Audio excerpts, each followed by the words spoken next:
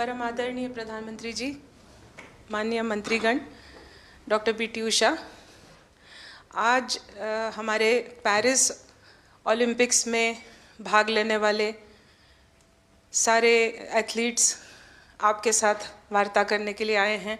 लगभग 98 लोग ऑनलाइन जुड़े हुए हैं सर, क्योंकि उनकी विदेश में ट्रेनिंग चल रही है, देश के दूसरे केंद्रों में ट्रेनिंग चल रही है और आने वाले कुछ दिनों में आप सभी लोग पेरिस के लिए रवाना होंगे।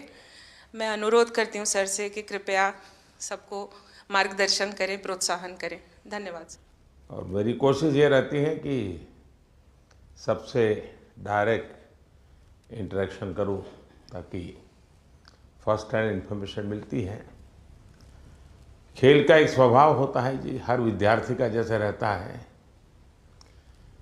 जब वो पेपर देने जाता है एग्ज़ाम के लिए, तो पूरे घर को ऐसा विश्वास देता है कि बस आप चिंता मत कीजिए, मैं रैंक लेकर के आने वाला हूँ।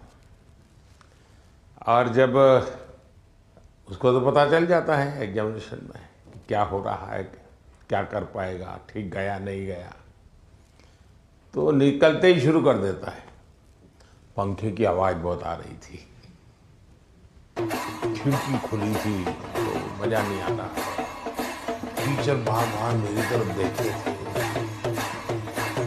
तो आपने देखे होंगे ऐसे स्टूडेंट्स, उनके पास बहुत सारे बहाने होते हैं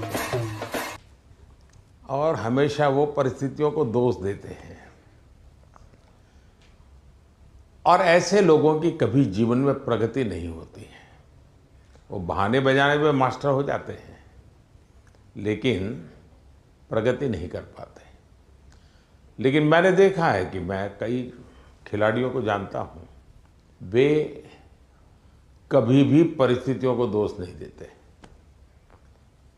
वो हमेशा कहते हैं कि जी मुझे वो टेक्निक मेरे लिए नई थी, वो जो करता था मैंने अंदाज नहीं लगाया कि वो भी एक तरीका हो सकता है। कहने का तात्पर्य है कि दोस्तों, हम खेलने के लिए जा रहे हैं,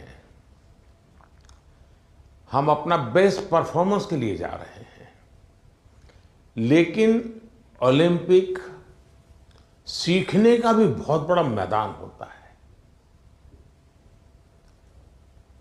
अब तो एक तो मैं अपना खेल खेलूं और टेलीफोन करके सबको बताता रहूं, देखिए आज ऐसा रहा वैसा रहा। दूसरे होते हैं बाकी हर खेल देखने जाते हैं, फलाना देश कैसे खेल रहा है, टिकना देश कैसे खेल रहा है, और वो चीज़ों को पूरी तरह ऑब्जर्व करता है, कोशिश करता है एब्सॉर्ब करने की, और आकर के अपने कोच को भी बताया कि अरे भाई मैंने देखा उसने तो बड़ा कमाल कर दिया था लास्ट मोमेंट, अब मुझे भी बताइए वो क्या टेक्निक थी। कभी उस वीडियो को लेकर के 10 बार देखता है कि उसने कैसे उसको पलटा था। तो इन्हें जो सीखने की वृत्ति से काम करता है, उसके लिए सीखने के बहुत अवसर होते हैं। जो शिकायत में जीना चाहता है, उसके लिए भी अवसरों की कमी नहीं होती है। दुनिया के समृद्ध समृद्ध देश भी, उत्तम से उत्तम सुविधाओं के साथ आए हुए लोग भी शायद शिकायत करते हुए नजर आएंगे, और हमारे जैसे देश के लोग जाते हैं, कई कठिनाइयाँ होती है, बहुत सी असुविधाएं होती हैं, लेकिन दिल में उसके मन में रहता है मेरा देश, मेरा तिरंगा झंडा, और इसलिए वो कठिनाइयों को, असुविधाओं को बिल्कुल साइड में रखता है, वो अपने मिशन के लिए लग जाता है। और इसलिए साथियों, मुझे पक्का विश्वास है कि इस बार भी खेल के मैदान में आप भारत का नाम रोशन करके आएंगे। जो पहली बार जा रहे हैं, जिनको ओलंपिक में जाने का पहला मौका मिल रहा है, ऐसे कौन कौन है? अच्छा, बेटियों की संख्या ज़्यादा है, पहलवानों की संख्या ज़्यादा है। अच्छा, जो पहली बार जा रहे हैं उनके मन में क्या चल रहा है, मैं ज़रा सुनना चाहूँगा, आप क्या सोच रहे हैं? आप में से कोई भी बताए। मैं रमिता जिंदल हूँ। एयर राइफल शूटिंग में मैं पहली बार ओलंपिक्स में जा रही हूँ, तो I am very excited to go, because Olympics में जाने का सपना तो स्टार्टिंग से ही था मेरा, जब से स्पोर्ट्स स्टार्ट किया है मैंने। तो मुझे काफ़ी एक्साइटमेंट भी है और साथ में मोटिवेशन भी है काफ़ी कि देश के लिए मैं कुछ अच्छा करके आऊँ वहाँ। आपकी ट्रेनिंग कहाँ कहाँ हुई है? मैं हरियाणा से हूँ बट मैं ट्रेनिंग चेन्नई में करती हूँ। परिवार में भी और कोई खेल जगत से जुड़े हुए थे कि आप ही ने शुरुआत की? नहीं, मैंने ही शुरुआत की है। अच्छा, वरना हरियाणा में तो हर घर में खिलाड़ी मिलेगा। बैठिए। और कौन कुछ बताएंगे अपना, जो पहली बार जा रहे हैं? मेरा नाम रितिका है और मैं हरियाणा रोहतक से हूँ और मैं बहुत खुश हूँ, मैं पहली बार जा रही हूँ। एक्साइटमेंट भी बहुत है कि मैं अपना मैट पे प्रदर्शन दिखाऊंगी, पूरे देश की नज़र मुझ पे होगी और सभी लोग दुआ भी कर रहे हैं और मैं भी अपना 100% दूंगी। शाबाश। और मेरा नाम अंतिम पंगाड़ है और मैं 53 kg में रेसलिंग करती हूँ। मैं अभी 19 साल की हूँ और मैं ओलंपिक खेलने जाऊँगी। बहुत खुशी है मुझे कि भाई अभी तक ओलंपिक में सिर्फ कुश्ती में एक ही मेडल आया लड़के का और वो भी ब्रॉन्ज आया, तो मैं चाहती हूँ मैं इससे भी अच्छा मेडल लेके आऊँ। शाबाश। अच्छा, आप में से 18 से भी कम उम्र के कौन कौन है जिनकी एज 18 से कम है? एक, हाँ बताइए बेटा। Hi, I'm Dhinidhi Desingu. I'm 14 years old. I'm from Kerala, but I represent Karnataka generally. I am really excited to go to the Olympics this year as being a part of Team India. It's a great honor and a great privilege that I got to be a part with such an amazing team this year. I know that it's just the start of my journey, and I know that there's a long, long way to go for me and for all of us over here. I hope that we all make our country proud, and I hope that we come back with great achievements and lifetime goals. Wish all the best. अच्छा, जो लोग 3 बार से ज्यादा बार Olympic में गए हैं, ऐसे कौन कौन है?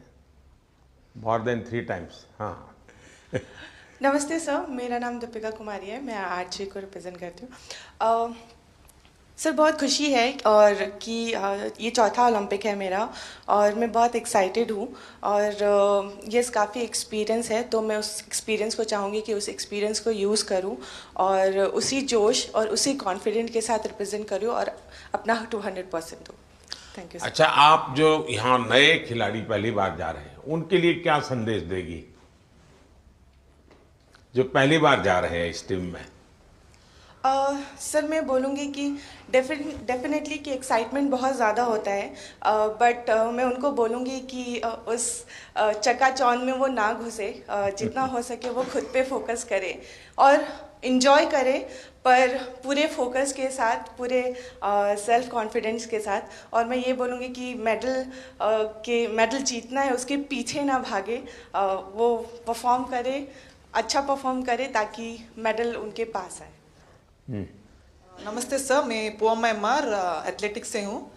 2008 में जब मैं ओलंपिक्स गई थी तो मैं 18 ईयर्स थी, तो मैं रिजर्व में थी सर। देन 2016 में हम लोग टीम में भागे थे, तो 2002 के बाद हम लोग फाइनल में नहीं आया, तो this time we want to create a national record and come into the finals.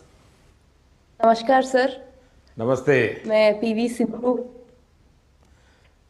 Sir मेरा अभी 3rd ओलंपिक्स में जा रही हूँ सर। तो फर्स्ट ओलंपिक्स में 2016 में सिल्वर लेके आई थी और 2020 टोक्यो में ब्रॉन्ज लेके आई थी। तो इस बार I hope I change the colour sir and I hope I come back with a medal. Obviously अभी बहुत एक्सपीरियंस से जा रही हूँ, but definitely it's not going to be easy, but I will try my best and hoping for another medal sir. Yeah. ये जो नए खिलाड़ी आ रहे हैं उनके लिए क्या कहोगी? बस फर्स्टली मैं बस ये कहती हूँ कि I wish them all the very best. बहुत लोग ये सोचते कि ओलंपिक्स है कैसा खेलना, और प्रेशर भी बहुत रहता है, और कुछ लोगों को ये रहता है कि वो एक्साइटमेंट रहता है कि you know it's our first Olympics and we want to go to the Olympics. But I just want to say that you know it is like any other tournament. It's just that हम focus करना है और we have to have that belief in ourselves that we can do it. और कौन कोई है जो बाहर से बात करना चाहेंगे? नमस्ते सर। नमस्ते जी। प्रियंका गोस्वामी। नमस्ते जी। तुम्हारे बालकृष्ण कहाँ है? सर मेरे पास ही है, यहीं पे स्विट्जरलैंड में। तो इस बार भी बालकृष्ण सर को मैं लेके सबसे जा रही हो पहले ना? तो हाँ जी सर, ओलंपिक्स उनका भी दूसरा ओलंपिक्स है। सबसे पहले तो सर आपको बधाई हो कि आप तीसरी बार प्रधानमंत्री बने हैं और हमें सभी खिलाड़ियों को आपसे दोबारा से बात करने का और मिलने का मौका मिला है। Thank you. और सर जैसा कि दूसरा ओलंपिक्स है और मैं 3 महीने से ऑस्ट्रेलिया में ट्रेनिंग कर रही थी सरकार की तरफ से, और अभी स्विट्जरलैंड में ट्रेनिंग कर रही हूँ टॉप्स की तरफ से। तो काफ़ी सपोर्ट मिल रहा है हमें गवर्नमेंट की तरफ से कि हम दूसरे देश में जाके अपनी प्रैक्टिस कर रहे हैं। तो आई होप कि सभी प्लेयर्स ओलंपिक्स में अपना बेस्ट देंगे और अच्छा रिजल्ट देंगे और ज़्यादा से ज़्यादा मेडल जीतेंगे। अच्छा, नीरज कुछ कह रहे थे? हाँ नमस्ते नीरज। सर। नमस्ते भैया। कैसे हो सर? मैं वैसा ही हूँ। तेरा चूरमा अभी तक आया नहीं। चूरमा लेके आएंगे सर इस बार। पिछली बार वो दिल्ली में चीनी वाला चूरमा था, आपको हरियाणा का वही तो। देसी घी और गुड़ वाला नहीं, मुझे तेरी बाघ के हाथ का चूरमा खाना है। पक्का सर। बताइए। बिल्कुल सर, हम भी अभी बाहर हैं जर्मनी में और ट्रेनिंग बहुत अच्छी चल रही है। इस बार मैं काफी कम कंपटीशन खेल रहा हूँ क्योंकि बीच बीच में मुझे एक इंजरी हो रही है, पर अभी काफी बेटर है। अभी कुछ दिन पहले मैं फिनलैंड में कंपटीशन खेल रहा था और वो काफी अच्छा रहा। और 1 महीना है हमारे पास ओलंपिक्स के लिए और ट्रेनिंग बहुत बढ़िया चल रही है। कोशिश कर रहे हैं कि अपने आप को पूरा फिट करके जाएं पेरिस में और 100% दें सर अपनी कंट्री के लिए, क्योंकि 4 साल में आता है। मैं सभी एथलीट्स को ये बोलना चाहूँगा कि 4 साल में मौका मिलता है और अपने अंदर घुस के उस चीज़ को निकालें कि क्या वो चीज़ है जिससे हम अपना बेस्ट दे सकते हैं। क्योंकि मेरा टोक्यो मेरा पहला ओलंपिक्स था और पहले ओलंपिक्स में ही बहुत ही अच्छा रिजल्ट रहा, गोल्ड जीता देश के लिए। और उसका रीज़न मैं मानता हूँ कि ये है कि मन में डर नहीं था, निडर होके खेला और बहुत ही बिलीव था खुद पे कि ट्रेनिंग बहुत अच्छी हुई है। और मैं सभी एथलीट्स को ये बोलूँगा कि वैसे ही खेलें, किसी से डरने की घबराने की जरूरत नहीं है, क्योंकि वो भी इंसान है। कई बार हमको लगता है कि शायद यूरोपियंस ज़्यादा स्ट्रॉन्ग है या फिर यूएस के एथलीट या दूसरी कंट्रीज के ज़्यादा स्ट्रॉन्ग है, लेकिन वही है कि अगर हम खुद को पहचान लें कि हाँ हम इतनी मेहनत कर रहे हैं, अपने घर बार को छोड़ के इतनी दूर हैं, तो कुछ भी पॉसिबल है जी। क्योंकि आप जो अनुभवी लोग हैं उनसे जो जानने को मिलता है उसकी एक अहमियत होती है। जैसे आपको बताया गया कि वहाँ के तामझाम में डूब मत जाना, खूब मत जाना, ये बहुत सही है जी। अदरवाइज हमारे लिए वो उसी का प्रभाव इतना होता है कि हम शायद अपनी चीज़ को फोकस नहीं कर पाते हैं। दूसरा, परमात्मा ने हमें एक कद दिया है, बाकी खिलाड़ी हमसे बड़े कद वाले होते हैं, लेकिन हम पक्का मान के चले यहाँ कद का खेल नहीं है जी। यहाँ कौशल्य का खेल है, आपकी टैलेंट का खेल है। सामने वाले का शरीर हमसे 2 फीट ऊंचा है, चौड़ा है, इसकी परवाह मत कीजिए। आपको अपने टैलेंट पे भरोसा होना चाहिए। और फिर सामने कितना ही शरीर मोटा हो, बड़ा तगड़ा हो, दिखने में बड़ा शानदार हो, तो वो जीत ही जाएगा मानने का कारण नहीं होता है। तो हमने कोशिश, अपने पास जो कौशल्य है, अपने पास जो टैलेंट है, उस पर ही हमारा फोकस होना चाहिए और वही हमें परिणाम देता है। आप चिंता छोड़ दीजिए दोस्तों, आप खेलिए अच्छा बस। अरे मेडल आते भी हैं, नहीं भी आते, क्या है, ये प्रेशर कभी मत रखिए। हाँ, अपना 100% बेस्ट देना है, ये मिजाज अपना होना चाहिए और उसमें कोई कमी नहीं होनी चाहिए। दूसरा, आप लोग जानते होंगे, आपको शायद ये आपके कोचेज हैं वो सब, या आपके जो साइकोलॉजिकल जो ट्रीट करते हैं वो भी आपको समझाते होंगे। खेल जगत में प्रैक्टिस का जितना महत्व है, कंसिस्टेंसी का जितना महत्व है, उतना ही महत्व नींद का है। और कभी कभी तो कल सुबह मैच होने वाला, आज रात को नींद ही नहीं आ रही है।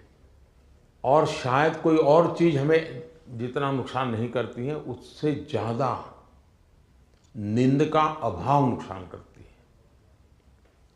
और आपको आश्चर्य होगा कि एक ऐसा प्रधानमंत्री है जो हमको सोने के लिए कह रहा है। लेकिन मैं आपसे आग्रह से कहूँगा अच्छी नींद बहुत जरूरी है खेल जगत के लिए, किसी भी जीवन के हर चीज के लिए। और आजकल तो मेडिकल साइंस भी नींद पर बहुत बल दे रहा है।